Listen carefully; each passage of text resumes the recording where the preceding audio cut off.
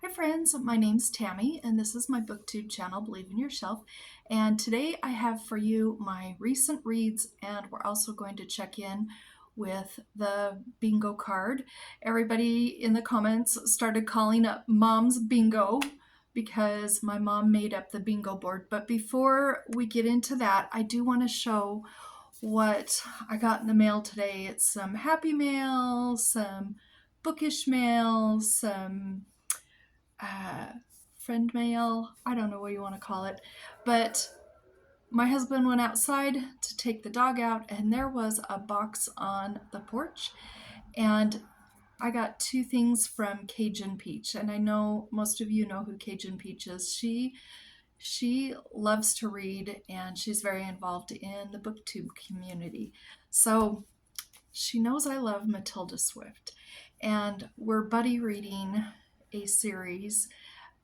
She and my mom and I are buddy reading a Matilda Swift series. I think it's the Parchment Paper Mysteries, and we're reading one right now, and I'm going to be really sad when we get to the end of those because I don't have any other books by Matilda Swift, and I really think she's my favorite cozy mystery author.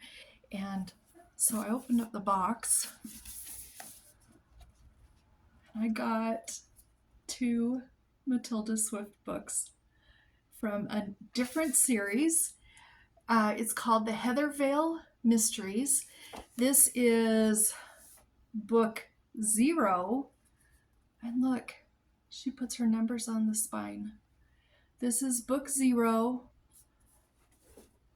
Rotten to the Marrow. This is the prequel.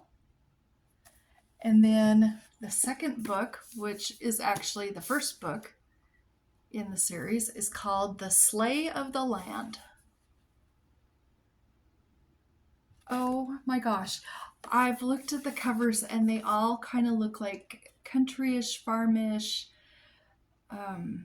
So anyway, thank you so much, Cajun. What a surprise, and how fun that was to see these. I can't wait to start reading these. If you haven't read these, let's buddy read them after we get done with the series that we're doing, okay? So I called my mom and told her, and she was so excited, and she says, oh good, when we finish the series we're on, we can start that one. So I just wanted to show you because that made me so happy today. Okay, so I'm going to get into the recent reads. I read this with Nadine in August, and we're going to start the third book in September. But this is Anne of Avonlea, and it's by L.M. Montgomery. And in this book, Anne is 16, and she is the teacher at this school in Avonlea.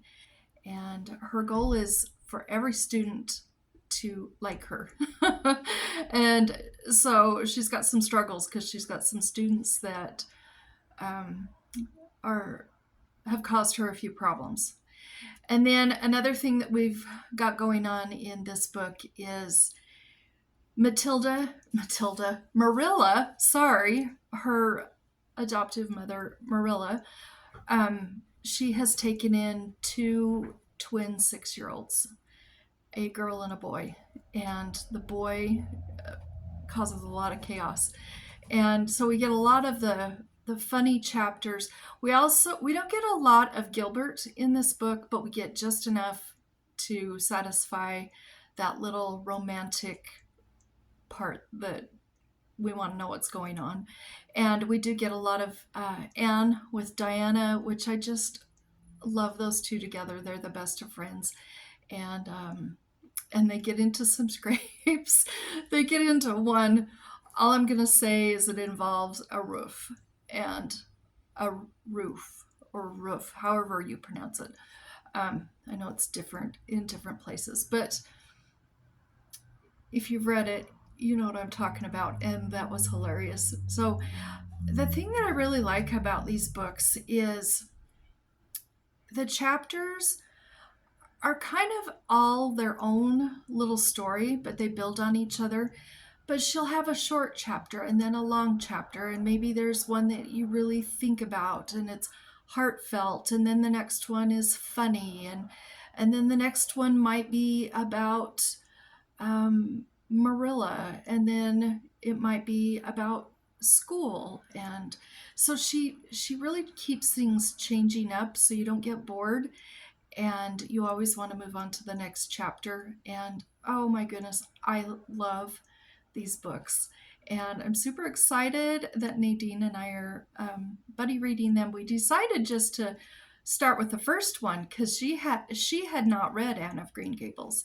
And then we loved it so much that we moved on to this one. And of course, now we're just going to read the whole series. So I read this series. I figured out the year. It was 1992 when I read this series. I was pregnant with one of my daughters. And I read the whole series then, but the only book that I've ever read again was Anne of Green Gables, which I've read many, many times. So this was almost just like a brand new book to me because I didn't remember the things that happened in this book. Excellent book. And I'll go over the bingo board at the end. How's that? So this one here is called Missing Okalee by Laura Ojeda Melchor. I love birds. I love middle grade books. The cover was gorgeous. I don't really rate books, but if I was to rate this, I don't know what I would rate it. I guess I'd probably give it a 1 star. And I will tell you why. I would give it 1 star. I mean, I guess I would give it 2 stars because the 1 star is the very lowest you can give it, right? And so I would give it 2 stars just because it had good writing. But you know what? No, I'm changing my mind. I would give this 1 star. And the reason I'm going to give it 1 star is all of the trigger warnings that I wish I would have known about. I would have never read this book. And I want to tell you what they are in case one of a middle grader in your life somehow gets a hold of this. You may want to preview it before your middle grader reads it. There is trigger warnings for witnessing the death of a sibling when both of those siblings are children. There is the trigger warning of attempted suicide.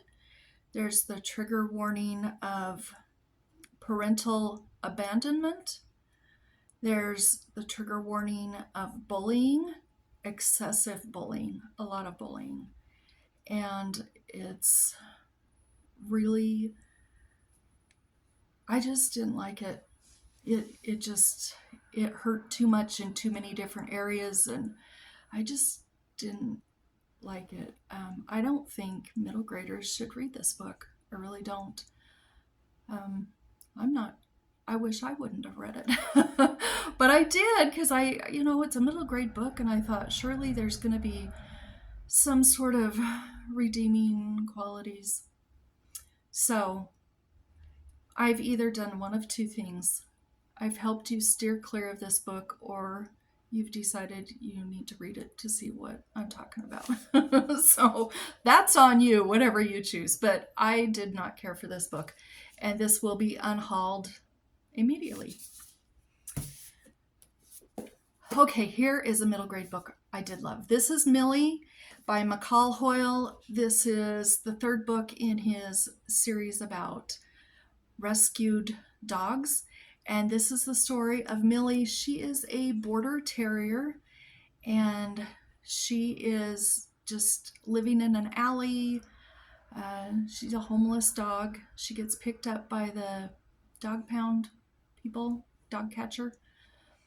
And she's rescued by a woman who is a school teacher, and she rescues dogs here and there and tries to rehabilitate them so they can go live in homes again. And there's a little girl in her class who bonds really well with Millie, and this, of course, does have a happy ending. All of his books about the dogs are happy ending stories, so you don't have to worry about that. And this was very sweet. I recommend all of his books. There was Gus and Stella, I believe, and Millie. I hope there will be more books, but I did love this book. Okay, another middle grade book. I just finished reading this one a couple of days ago with my mom. This is book 5 in 43 Old Cemetery Road, the 43 Old Cemetery Road series by Klise, and this one is called Hollywood Dead Ahead.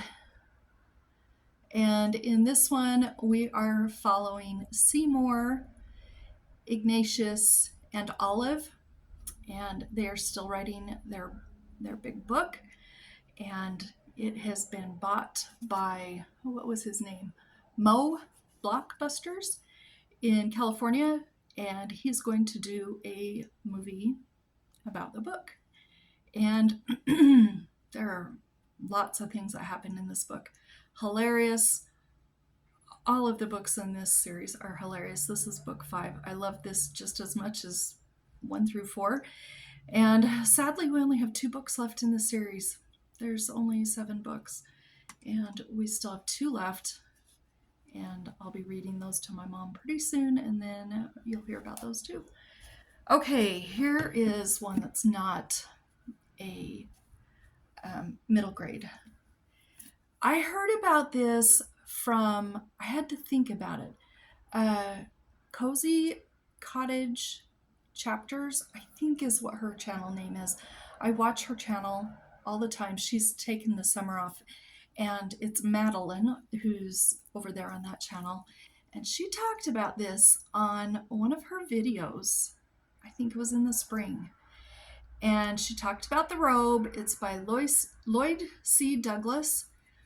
And the way she talked about it made me want to read it. And I called my mom and dad and wanted to ask my mom if she had read it. She said yes. She had also read The Big Fisherman. And she told me to find some good copies, a good copy of each of those 2 books, and order them. And she got those for me for my birthday. And so I read The Robe. I started it earlier in August, I believe. And this book was so good. We are following a guy named Marcellus, and he is one of the men who killed Jesus. And he didn't really know much. He didn't know anything about Jesus, but he did in his heart believe that Jesus was probably innocent of whatever he was thought to be guilty of by everybody else. But he didn't really know anything about him, and he did kill him. And then he and some of the soldiers gambled on Christ's robe, and he won the robe. And he has a slave that is his personal slave, and he has a sister. There's quite a few characters that, you get to know quite a bit about. There's his parents, his sister, himself, his slave, a woman that he's in love with. And anyway, after this all happens, he becomes really devastated over what happened. And so he decides to go on a little bit of a journey and try and learn about Jesus. And he does. And that's what he does. And I love this book. And I love this book. I was so interested in it because I learned a lot about the time, the area, how different people lived in that time, depending on status or wealth or just bad luck. And I learned a lot about the area. I learned about the time, and just an excellent book. And I 100% recommend this. It was really good. The interesting thing in this, though, did I mark this? I don't think I marked it. Jesus himself is not a character in the book. This is all told through perspectives of various characters in the book, but not Jesus. And so that was really interesting. I just loved this book. Highly recommended. And then the other one that I read that was, pretty good. This was from one of my granddaughters, I think from Mother's Day or maybe my birthday. The Haunted Bridge by Nancy Drew. And it's your typical Nancy Drew. It's fun. It's a good palate cleanser, especially if you're reading a heavy book or a long book or something. And she's at a resort, and she gets involved with some jewel thieves. And there's a big golfing tournament going on, and some of the boys who work there on the golf course have been telling her about this haunted bridge and how there's a ghost there and everything. And so she solves the mystery of the ghost in the bridge, and she also solves the mystery of the jewel, the theft of the jewels. And it was pretty good. I enjoyed it, actually. I really did. What was interesting with this one is she solved the mystery of the haunted bridge probably 2/3 of the way through the book. And then she solved the other mystery towards the end of the book. And so that was really different. Usually she solves it right on the very last page, but there were 2 mysteries going on in this book. So I liked that. Okay, so let's look at my bingo board that my mom made. I'll just put this right up here so you can see it if you remember. And I have to say thank you to all of you who were so interested in this. And there were so many comments on that video of you guys saying you were going to join in, but of course you were doing Mom's Bingo. And, and you have mentioned in that video and a couple of other videos some books that you've read and what prompts they fit. So I put Missing Okalee as number 2 for sisters. I put Anne of Avonlea for number 3 as a book in the series. I put number 6, The Haunted Bridge, as haunted in the title. I put The Robe on number 8 as a classic. And I put Millie on number 9 as a middle grade book. So I've got 5 of the squares marked out. And this is supposed to last us August, September, and October. It's not going to last that long, you guys. My mom and my dad have already told me they've already blacked this out. So, Mom, you're going to have to make us another bingo card, or Dad's going to have to make us another bingo card pretty soon, because this isn't going to take us 3 months to read 9 books. Well, it only took you guys 1 month to read 9 books. My mom does listen to them on audio, and super happy about that for her. My dad has started really enjoying audiobooks too, and he still reads a lot of physical books, but he listens to audiobooks too. My mom's pretty much exclusive audiobooks, or when one of us read a book aloud to her. So she kind of likes that, but she does miss the actual books. But anyway, I guess I'm rambling. By the way, my dad is doing so much better, and my mom's eyes are not, but my dad's health is doing so much better, and life is slowing down so much. But that's where I am. If you guys, excuse me, have read any books for this, I'd love to know down in the comments. So I'm going to let you go. That's all for today, and I hope you have a great week, and I hope you've had something fun to be reading or something you've enjoyed reading, and we'll talk to you later. Bye-bye.